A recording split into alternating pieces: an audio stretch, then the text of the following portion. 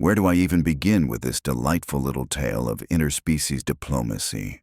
Perhaps with the fact that the Galactic Council, in all their infinite wisdom, decided that humans were too emotionally unpredictable to handle first contact protocols. Yeah, that worked out brilliantly for them, didn't it? The story starts on Kepler 442b, a lovely little death world that the locals call Vorthak Prime. Now, when I say death world, I mean it makes Australia look like a petting zoo. Everything on this planet evolved with the singular goal of turning other things into lunch, and they're remarkably good at their job. The apex predators here are called Vorthakians, and they look like what would happen if a tiger had a passionate love affair with a dragon, threw in some extra teeth for good measure, and decided that subtlety was for the weak. These magnificent killing machines stand about 9 feet tall, have claws that could open a can of soup or your rib cage with equal ease, and eyes that glow like someone installed LED lights in a nightmare. Oh, and they're about as friendly to outsiders as a tax audit. Naturally, the Galactic Council thought it would be a fantastic idea to establish a forward military base right in the middle of their territory. Because nothing says peaceful first contact quite like parking a bunch of heavily armed soldiers in someone's backyard without asking permission first. The Council's logic, and I use that term very loosely, was that they needed to study the indigenous population and assess their potential for civilized discourse. Translation: they wanted to see if the Vorthakians would make good cannon fodder for their next war. The base, officially designated as Diplomatic Outpost Alpha, but more accurately described as that place where everyone's going to die horribly, was staffed by the finest soldiers the Council could spare. And by finest, I mean the ones they could most afford to lose. There were the Zelthrians with their forearms and perpetually condescending attitudes, the crystalline quartzoids who communicated primarily through interpretive light shows that no one else understood, and the Minokians, who looked like someone crossed a praying mantis with a tax accountant and somehow made it worse. For 6 months, these paragons of galactic civilization tried everything in their diplomatic playbook to make contact with the Vorthakians. They broadcast messages in over 300 languages, none of which the locals spoke. They left offerings of what they considered valuable gifts, which the Vorthakians used as scratching posts. They even tried interpretive dance, which resulted in the Vorthakians thinking they were having seizures and keeping a respectful distance. The breakthrough, if you could call it that, came when a Vorthakian hunting party returned to find 3 cubs orphaned after their parents had an unfortunate encounter with a plasma mine someone had accidentally left in their territory. Now, Vorthakian cubs are about as adorable as baby tigers would be if baby tigers had scales, breathed fire, and came pre-installed with trust issues. These 3 little bundles of concentrated violence were scared, hungry, and absolutely determined to turn anything that came near them into abstract art. The soldiers, displaying the kind of tactical brilliance that made you wonder how their species had survived long enough to develop space travel, decided this was their chance to win hearts and minds. They approached the cubs with military rations, which I can only assume were designed by someone who thought flavor was a sign of weakness. The cubs took one look at these offerings and responded in the time-honored Vorthakian tradition of hissing, snarling, and generally making it clear that they'd rather starve than eat whatever that processed nightmare was supposed to be. For 3 days, the soldiers tried everything. They heated the rations, they cold the rations, they mixed the rations with local vegetation that they hoped wasn't poisonous. The cubs remained steadfastly unimpressed and were beginning to look distinctly underfed. The soldiers were starting to panic because, let's face it, letting 3 baby apex predators die on your watch is the kind of thing that gets you court-martialed at best and turned into a cautionary tale at worst. Enter Elena Vasquez, stage left, with all the subtlety of a tactical nuclear weapon. Elena wasn't supposed to be there. She was a communications specialist who had been reassigned to the base due to what her personnel file euphemistically called creative differences with command structure. The reality was that Elena had a habit of pointing out when her superiors were being idiots, which in the military is apparently considered a character flaw rather than a public service. She arrived on a supply transport that also carried her personal effects, including what would later be remembered as the most important piece of diplomatic equipment in galactic history. A Hello Kitty lunchbox that she'd bought as a joke and kept using because, in her words, if you're going to eat questionable military food, you might as well do it with style. Elena took one look at the situation and immediately grasped what 6 months of military genius had failed to comprehend. The problem wasn't that the cubs weren't hungry. It was that they weren't stupid. Military rations might technically qualify as food in the same way that cardboard technically qualifies as literature. But these cubs had standards. While the soldiers held their daily briefing on nutritional delivery strategies, which sounds much more impressive than how to feed baby animals. Without getting eaten, Elena did something revolutionary. She made lunch. Not military-issued, vacuum-sealed, processed-to-perfection lunch. Real lunch. She pulled out her personal stash of ingredients that she'd been saving for special occasions, fired up a portable cooking unit that technically wasn't regulation, but somehow no one had gotten around to confiscating, and began to work magic. The smell hit the air like a revelation. Elena was making what she called Abuela's Special, which was basically everything good about human cooking rolled into one magnificent dish. There was rice seasoned with actual spices, vegetables that hadn't been processed into submission, and protein that looked like it had once been part of an actual living creature rather than assembled in a laboratory by committee. The cubs noticed immediately. Vorthakians have a sense of smell that makes bloodhounds look like they have allergies. So when Elena's cooking started spreading its aromatic excellence across the compound, those 3 little predators sat up and took notice. Their little nostrils flared, their ears perked up, and for the first time in 3 days, they looked interested in something other than turning the universe into a more hostile place. Elena, displaying the kind of tactical awareness that would have made Sun Tzu weep with pride, pretended not to notice. She just kept cooking, humming what I can only assume was some terrible earth pop song under her breath, occasionally tasting her creation and making small adjustments. The cubs crept closer, inch by careful inch, torn between their natural wariness and their growing conviction that whatever was happening over there was significantly more promising than anything they'd encountered recently. The soldiers watched this development with the kind of fascination usually reserved for natural disasters. Commander Zelthak, a 4-armed bureaucrat whose military experience consisted primarily of scheduling meetings, wanted to intervene. In his highly educated opinion, Elena was compromising operational security and failing to follow established protocols. Elena's response, delivered without looking up from her cooking, was a masterpiece of diplomatic understatement. Commander, with all due respect, your protocols haven't exactly been setting the universe on fire with their effectiveness. Maybe we try something that doesn't suck for a change. The commander, faced with the uncomfortable reality that his carefully planned operation was being upstaged by someone making lunch, decided that discretion was the better part of valor and retreated to his office to file reports about irregular procedural variations and other bureaucratic nonsense that would keep him busy and out of the way. Elena finished cooking and did something that sent the diplomatic corps into theoretical conniptions for decades afterward. She sat down on the ground, cross-legged, opened her Hello Kitty lunchbox, and began to eat. Not offering food to the cubs, not trying to lure them closer, not making any gestures that could be interpreted as threatening or submissive. She just ate her lunch like she was in a perfectly normal situation, rather than sitting 50 feet from 3 baby death machines on a planet where everything was trying to kill everyone else. The cubs were mesmerized. They'd never seen anything like this before. Every other being they'd encountered had either run away screaming or approached them with weapons drawn.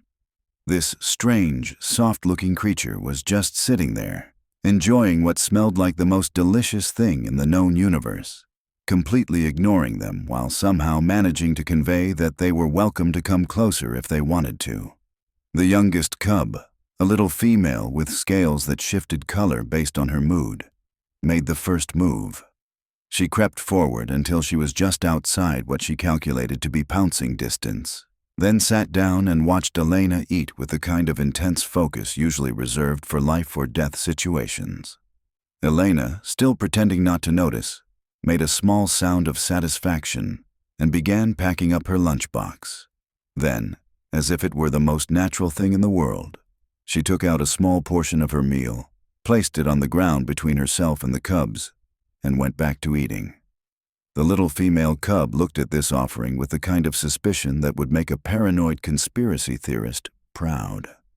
She sniffed the air, analyzed the scent for any trace of deception, and came to the conclusion that whatever this was, it was definitely not military rations.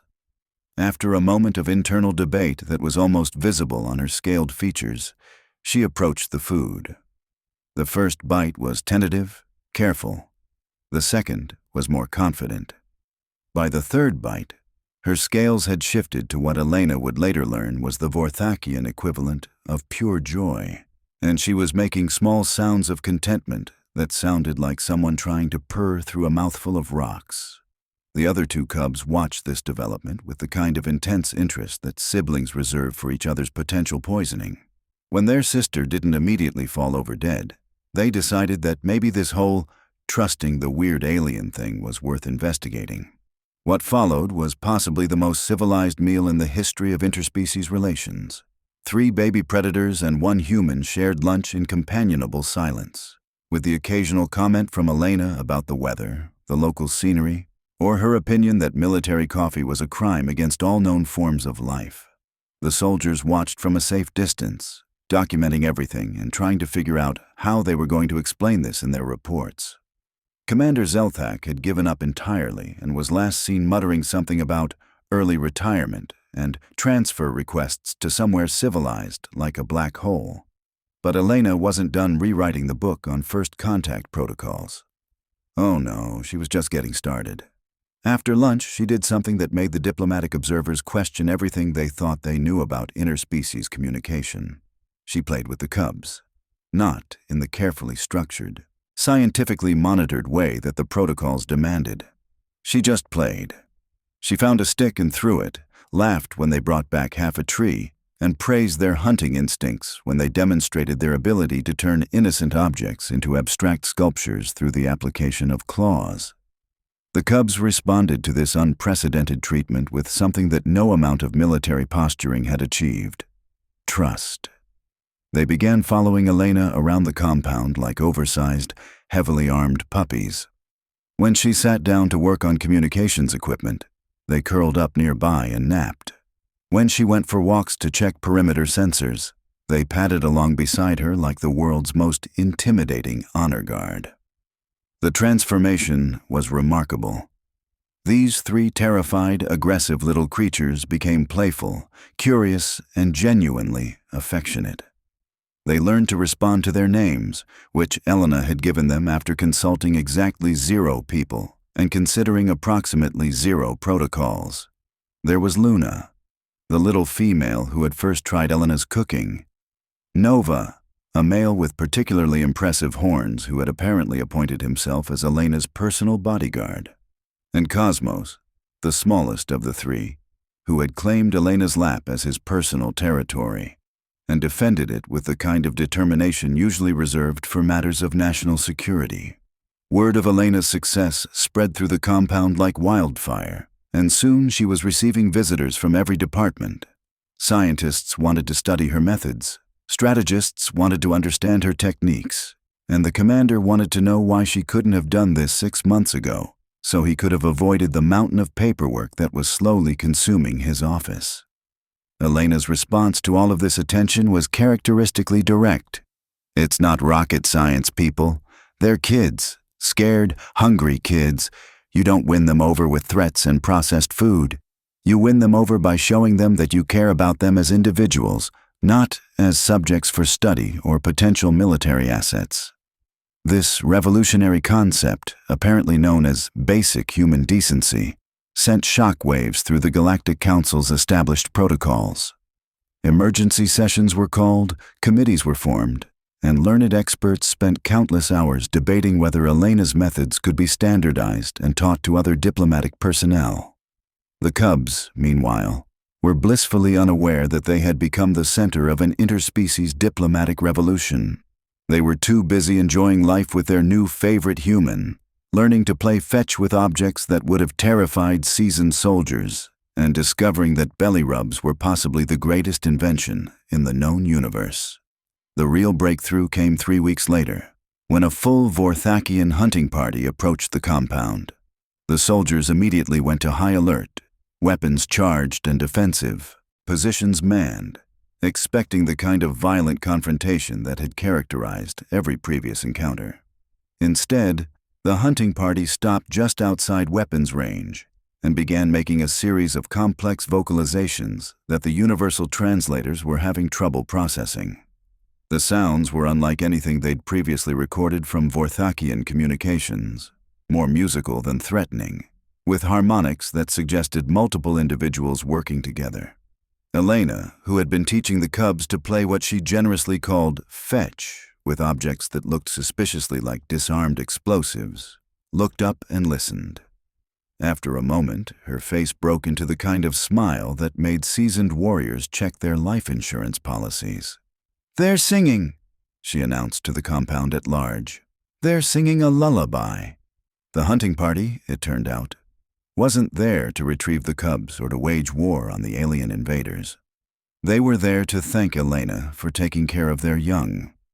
The complex vocalizations were a traditional Vorthakian song of gratitude, a formal acknowledgement that Elena had honored their cubs and, by extension, their entire clan. What followed was the first successful diplomatic contact between humans and Vorthakians, mediated entirely through the universal language of caring for children and sharing really good food. Elena found herself appointed as the official liaison, a position that apparently came with the authority to completely ignore military protocols whenever she felt like it. The Cubs became the foundation of a cultural exchange program that revolutionized interspecies relations throughout the galaxy. Luna grew up to become a translator, helping other species understand Vorthakian culture and customs. Nova became a guardian, protecting diplomatic missions and serving as living proof that cooperation was possible between natural enemies. And Cosmos, true to form, claimed Elena as his permanent human, and spent his adult life ensuring that she was properly protected, fed, and supplied with adequate belly rubs. Elena's methods became required study for all diplomatic personnel, though somehow no one else ever quite managed to replicate her success. There was something uniquely human about her approach, something that couldn't be taught in classes or codified in manuals. It was the ability to see individuals instead of species, to respond to need with compassion instead of protocol, and to understand that sometimes the most revolutionary thing you can do is make a decent meal and share it with someone who's having a bad day. The Hello Kitty Lunchbox, meanwhile, was retired to a place of honor in the Galactic Museum of Diplomatic History, where it serves as a reminder that sometimes the most powerful weapons in the universe are kindness, understanding, and really good home cooking.